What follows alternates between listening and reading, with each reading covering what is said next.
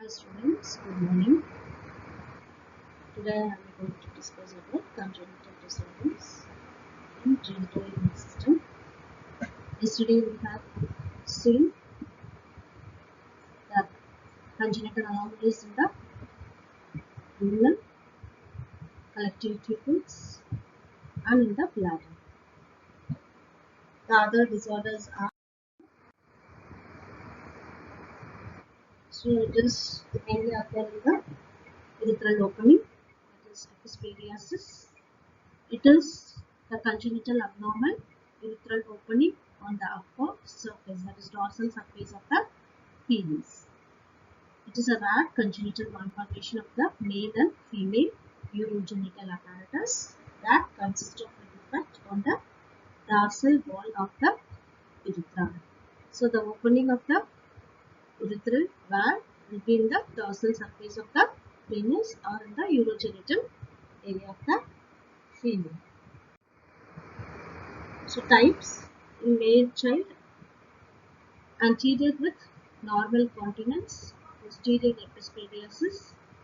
Male infants have short and broad penis with dorsal curvature.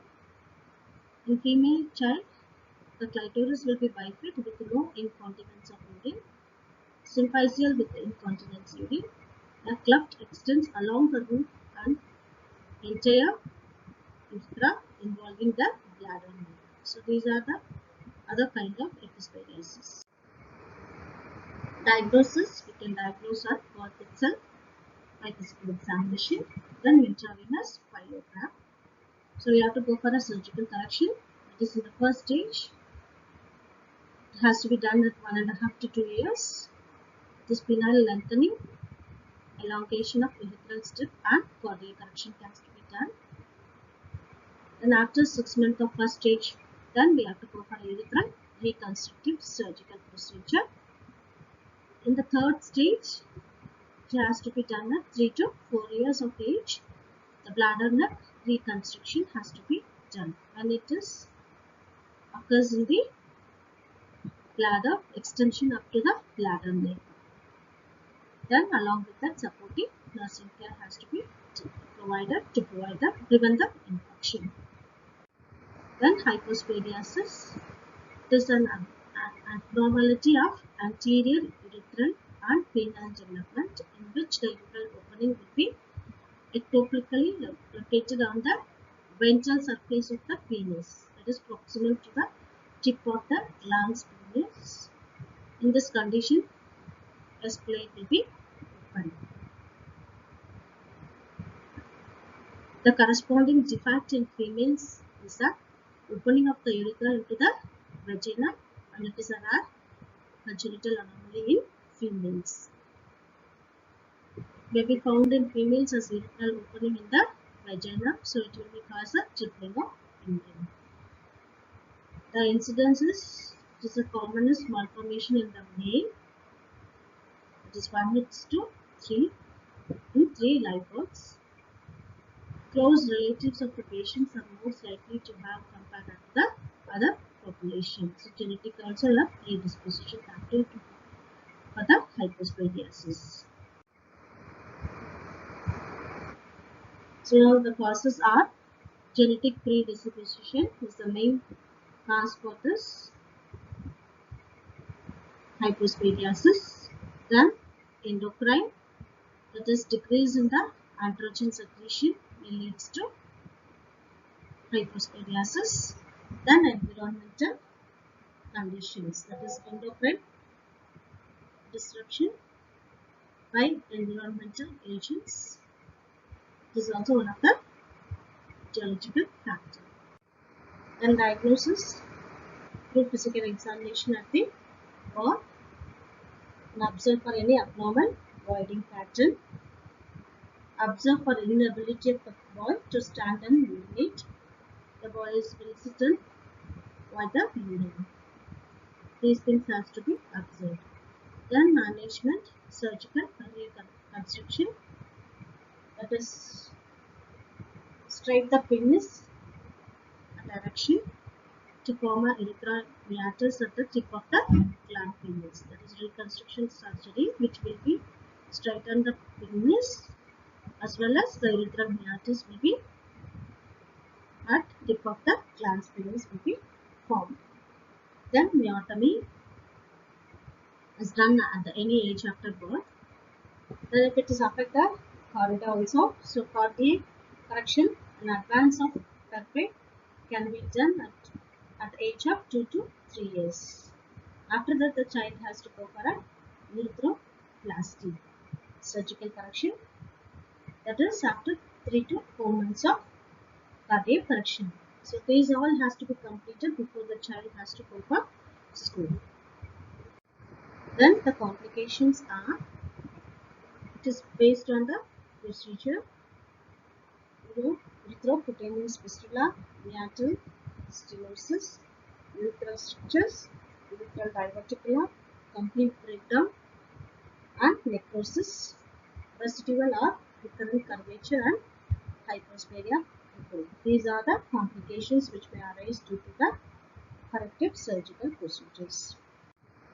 The nursing diagnoses are acute pain related to physical factors such as damage to the skin or tissue, impaired skin integrity related to surgical trauma, impaired urinary elimination related to mechanical trauma, anxiety related to threat to self-concept, changes in health status and environment, risk for infection related to inadequate primary defenses.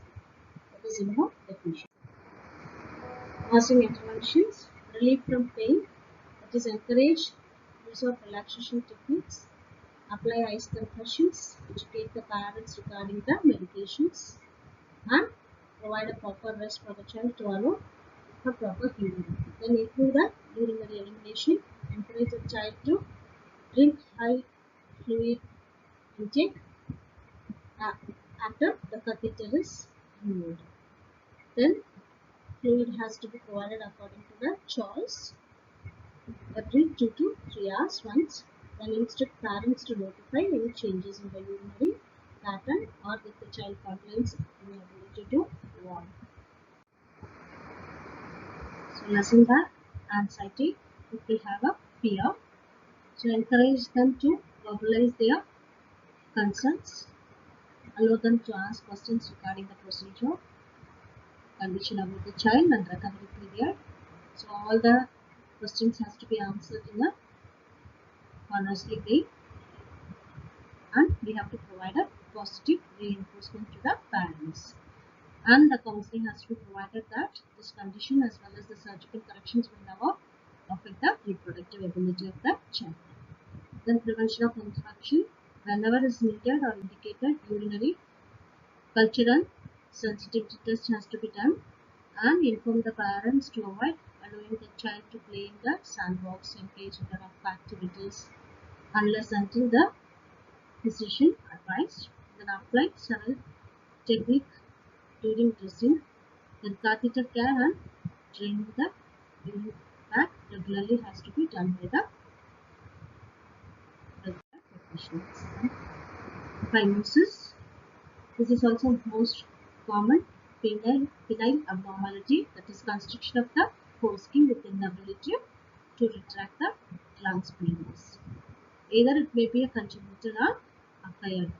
So the treatment is topical application of the corticosteroid and gentle stretching of the foreskin. So sometimes the child may require circumcision. Then paraphimosis is inability to retract the constricting foreskin to be reduced distally over the glans penis. So this can be reduced immediately because the constricting foreskin functions as a tunicate which causes edema and pain. So we have to firm superficial compression of the edematous foreskin with the fingers. Reduce the edema sufficiently to allow the foreskin to be restored to its normal position by pushing the glans back through the tight foreskin using the both thumbs. So we have to compress the edematous foreskin with our fingers slowly we have to bring back to the normal position by using the thumb finger. Suppose if the technique is not worked out properly, the dorsal slit can be done by providing a local anesthetic.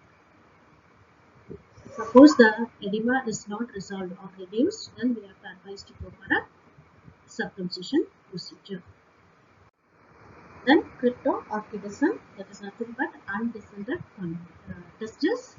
It is a condition present at birth in which one or both testes fail to descend through the inguinal canal into the scrotal sac. So from the Greek word it was derived, that is cryptos, hidden, and orchis means testis. It is the most common abnormality of sexual development in the male. Shortly before or soon after birth, the male gonads, that is testes, descend from the abdominal cavity into their normal position into the scrotum. Occasionally, one or both the testes do not descend, which may cause cryptorchidism, or it is known as the undescended testis. The incidence, it is mainly found in 3 to 5% of the newborns, and bilateral undescended testis is found in 15% of the newborns with cryptorchidism.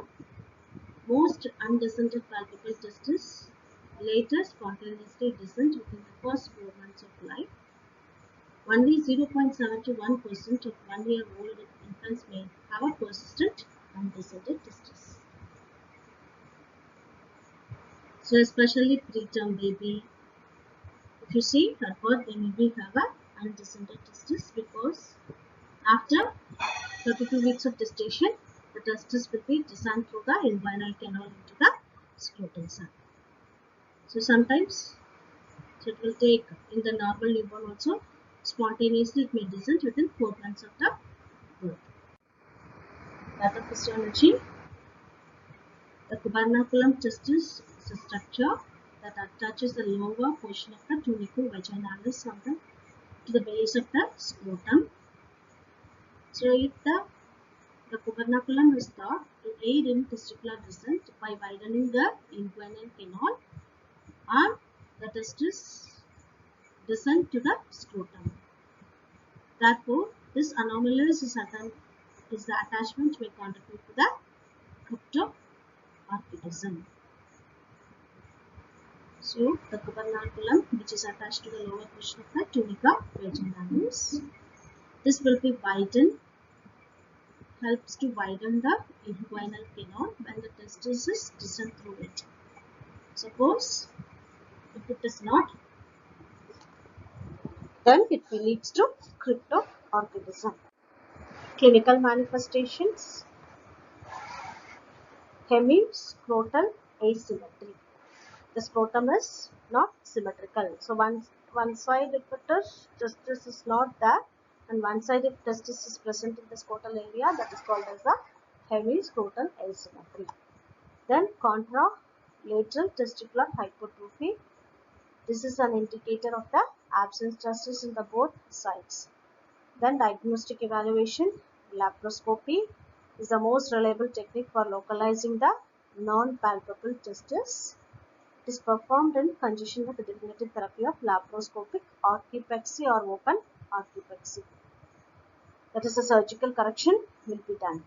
Then histological findings range from normal histology to acquired germ cell hypoplasia. So the severity of the findings is correlated with the intra-abdominal testis or delayed orchipexy, or both. So the management is, so we can go for a hormonal therapy, that is human chorionic gonadotropin and luteinizing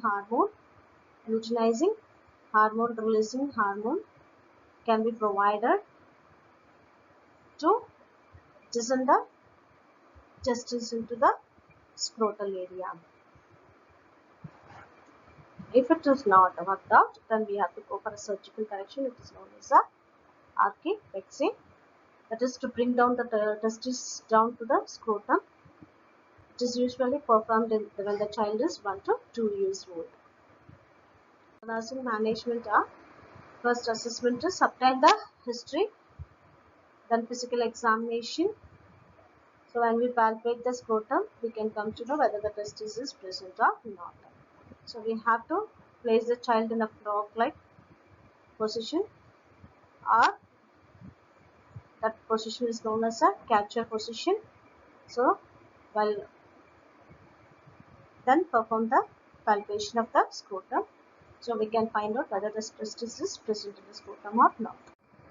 The nursing diagnosis of impaired urinary elimination related to the condition and surgical intervention, disturbed body image related to appearance of genitalia, risk for infection related to surgical injection and drainage tubes, deficient knowledge related to the condition and surgical correction. So make them to understand the procedure. So determine the child's expectation regarding the illness and hospitalization. So we have to provide a proper play therapy according to the age of the child to reduce the pain level, and we have to explain it what type of surgical correction we are going to do, and the anatomy of the genital area has to be explained to the parents in a proper way. Then prompting the normal urine output, ask the child to have adequate fluids and monitor daily intake and output as well as weight. If the child is in catheter, proper catheter care has to be provided. Observe and record the amount of urinary drainage and appearance of the urine color. Then symptoms of any infection has to be observed. Then providing the emotional support regarding the body image. So we have to provide a positive reassurance to the parents. Once if the surgical correction has initiated, then the appearance of the child will be, the total appearance of the child will be normal. This has to be explained in a proper way to the parents. So discuss plan for interim period from initial surgery until the secondary and reconstructive procedure has to be performed. Then prevention of infection, administer antibiotics and IV fluids as per order, and check the patency of catheters, provide the catheter care, and proper wound care has to be provided, and the surgical area has to be inspected for any drainage or signs of infections. Then maintaining the fluid value, assess the fluid level of the child, provide proper fluid therapy and monitor the vital signs, assess the skin turgor and signs of any dehydration. Thank you. I hope you all will understand.